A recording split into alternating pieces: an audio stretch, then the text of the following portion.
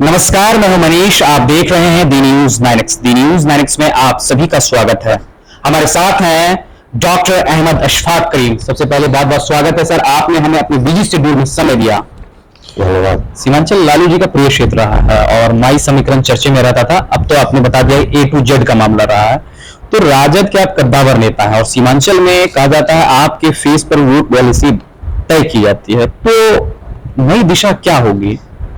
देखिए, सीमांचल ही नहीं जी, पूरे बिहार से उनको 90 में भी आपने देखा, 95 में भी आपने देखा, उसके बाद भी 2000 में आपने देखा।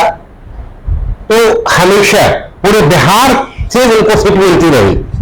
मामला सिर्फ सीमांचल का नहीं है, ये भाजपा को गलतफहमी है। जो आपका इशारा है कि सीमांचल की तरफ दौरा हो रहा है होम मिनिस्टर साहब का, वो आ चुके हैं, फिर आते रहेंगे, ये इस बात को प्रमाणित करता है। ये गठबंधन, ये लालू जी तेजस्वी जी का गठबंधन, CPI-CPM का गठबंधन, माले का गठबंधन इतना मजबूत है जिससे भारत सरकार के होम मिनिस्टर घबरा चुके हैं और इसलिए वो आए और सीमांचल में आए। लोगों ने देख लिया, उन्होंने सिर्फ भाषण दिया, लेकिन महागठबंधन ने नौकरी तक शुरू कर दिया। तेजस्वी जी, नीतीश जी ने नौकरी तक देना शुरू कर दिया और वो जुबानी जमाखट बात करके वापस चले गए। उन्होंने कुछ नहीं दिया। तो आए थे इस डर से कि महागठबंधन बिहार से शुरू हुआ है। यहां से जब कोई हवा जाती है, महात्मा गांधी जी आजादी की लड़ाई की शुरुआत उन्होंने यहीं से किया था। चंपारण था, चंपारण से, जो बिहार का ही एक क्या कहते हैं उसको, भंडार कोल का एक जिला है बिहार का, वहीं से शुरू किया। जयप्रकाश जी ने शुरू किया पटना से। तो ये समझ गई है भाजपा कि बिहार से जब कोई आंदोलन शुरू होता है तो एक असर पूरे देश पर पड़ता है। तो आज भाजपा घबरा गई है। जिस तरह से ये शुरुआत हुई, नीतीश जी और तेजस्वी जी की जो शुरुआत हुई, इस शुरुआत से वो घबरा कर सबसे पहले इस तरह का भाषण देने वो आई, लेकिन कुछ वो दे नहीं सके, कुछ कर नहीं सके, कुछ आश्वासन नहीं दे सके। तो आप समझ सकते हैं कि यहाँ गठबंधन की सरकार यही नहीं बनेगी, बल्कि 24 में आप देखेंगे कि पूरे देश में सरकार गठबंधन की बनेगी। अच्छा सर, जो चुनाव तो 24 का है, इससे पहले बहुत सारी चीजों में बदलाव होने जा रहा है।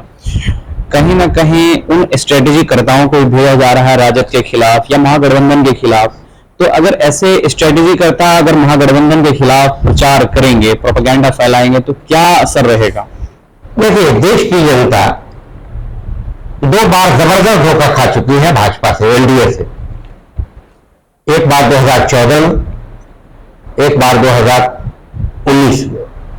2 बार धोखा खा चुकी है।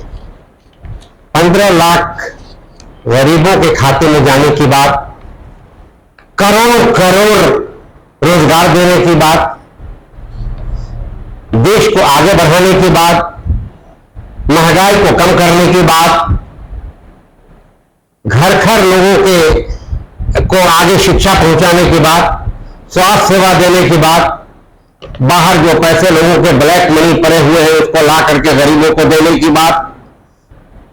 तो 2014 में धोखा खा चुकी, 2019 में धोखा खा चुकी। आजमूदर आजमूदन जिहालत, आजमाए को आजमाना जिहालत है। जनता समझ चुकी है। अगर कल चुनाव हो जाए 24 के पहले, तो एनडीए परास्त हो जाएगी, भाजपा खत्म हो जाएगी, वो नीचे चले जाएगी। तो धोखा खा चुकी है जनता, अब उनसे बहलावे में आने वाली नहीं है। अच्छा, तो पिछले लोकसभा चुनाव में ऐसा क्यों नहीं हुआ? आखिर एनडीए ने 40 में 39 सीट कैसे निकाला? एक सीट किशनगंज से सिर्फ कांग्रेस जीती थी, ऐसा क्यों? देखिए, भ्रम जब पैदा किया जाता है तो बहुत से लोग भ्रमित होते हैं। लोग भ्रमित हुए, लोगों ने यकीन कर लिया भाजपा पर, एनडीए पर। भाषण आप देखिए कि जब गुजरात के चीफ मिनिस्टर थे नरेंद्र मोदी जी, तो उनका मनमोहन सिंह के खिलाफ या कांग्रेस के खिलाफ, जब कांग्रेस की सरकार थी हिंदुस्तान में, तो पेट्रोल बहुत महंगा हो गया, महंगाई बहुत बढ़ गई। आज के दिन में जो वो सब सोशल मीडिया पे आप देखते हैं, तो जनता अब समझने लगी है। जनता उस वक्त दूसरे बार भी नहीं समझी होगी। जनता नासमझ है। बिहार की जनता ही नहीं बल्कि देश की जनता थोड़ा शरीफ है, देर से समझती है, लेकिन जब समझती है तो बड़ी मजबूती से समझती है और अब समझ चुकी है। अब ये मुहालते में हिंदुस्तान की जनता नहीं है। तो सर मेरा सवाल साफ रहेगा कि बिहार में शहाबुद्दीन एक समय चेहरा थे, एक समय तस्लीम साहब चेहरा थे, अब आप चेहरा हैं। क्या आपको लगता है कि आपको टारगेट किया जाएगा? देखिए, हमारा चेहरा सिर्फ चेहरा नहीं है जी। उन लोगों का चेहरा था, अच्छे लोग थे, राजनेता थे, उनको मैं नमन करता हूं। लेकिन मैं एक ऐसा सिपाही हूं राजद का जिसने एमपी होने के पहले एक ऐसी चीज कायम की है जैसा कि और लोगों ने नहीं किया। तो मैं समझता हूं इसका एक अच्छा असर, और मैं दूसरे तरह से मैं बहुत मजबूत सियासी आदमी नहीं हूं। मजबूत सियासी मैं बहुत मजबूत सियासी आदमी नहीं हूं। मैं मजबूत शिक्षाविद हूं, मजबूत सिपाही हूं स्वास्थ्य देने के लिए। मजबूत, देखिए एक बात जानिए, कुछ लोग हैं इस इलाके में जो कहते हैं कि अशफाक करीम राजनीतिक नहीं है, हम बड़े राजनीतिक हैं।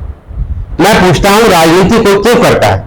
राजनीति करता है रोजगार देने के लिए, राजनीति करता है गरीबों को उठाने के लिए, स्वास्थ्य सेवा देने के लिए, शिक्षा देने के लिए। तो वो हम सबसे बड़े राजनीति है, या वो राजनीतिक बहुत बड़ा है जो एमएलए रह चुका है जिसने कुछ नहीं दिया? हमसे बड़ा कोई राजनीतिक है?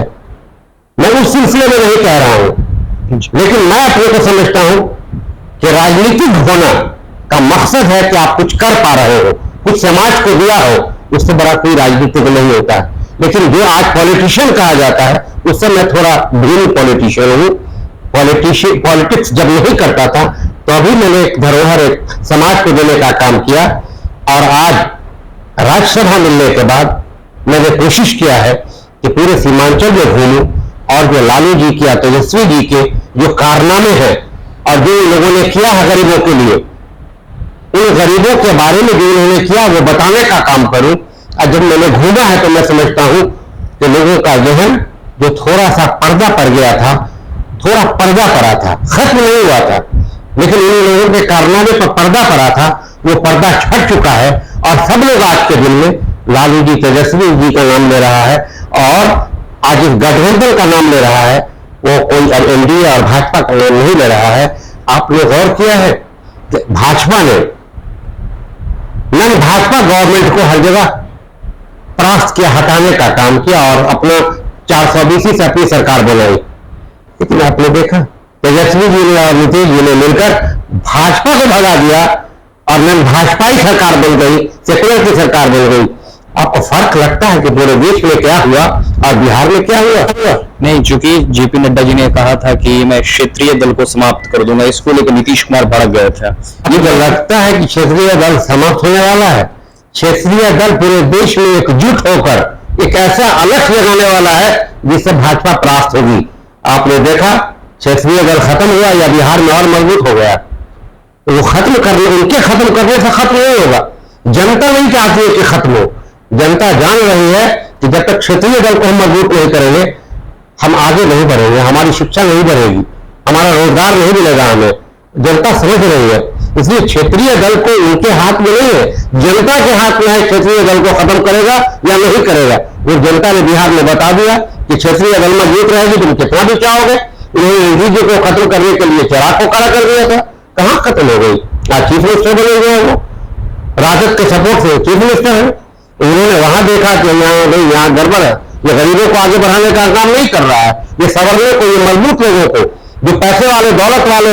देखिए 4 लोगों की सरकार चल रही, जो बेचने वाला है, जो खरीदने वाला है। आप देख रहे हैं नीतीश जी को समझ में आ गई बात, तो फिर इस तरफ चले आए, और अब ऐसी जगह चले आए वो फिर कभी नहीं जा कभी कहीं नहीं जा सकते। यही जब वो प्रधानमंत्री बनेंगे पूरे देश में अब घूमने का काम करेंगे।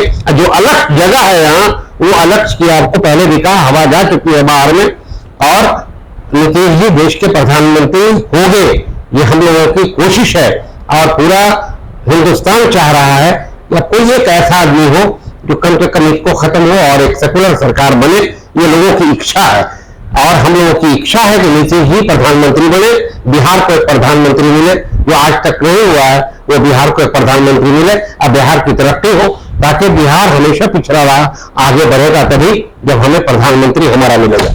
हमारे साथ थे राज्यसभा सांसद और सीमांचल के कद्दावर नेता डॉक्टर अहमद अशफाक करीम। बहरहाल आपको हमारा ये इंटरव्यू कैसा लगा, आप अपनी राय हमारे कमेंट बॉक्स में जरूर दें। अगर आप हमारा यह वीडियो फेसबुक पे देख रहे हैं तो हमारा फेसबुक पेज लाइक करें। अगर आप हमारा ये वीडियो यूट्यूब पर देख रहे हैं तो हमारा यूट्यूब चैनल दी न्यूज़ 9 को सब्सक्राइब जरूर कर लें। शुक्रिया।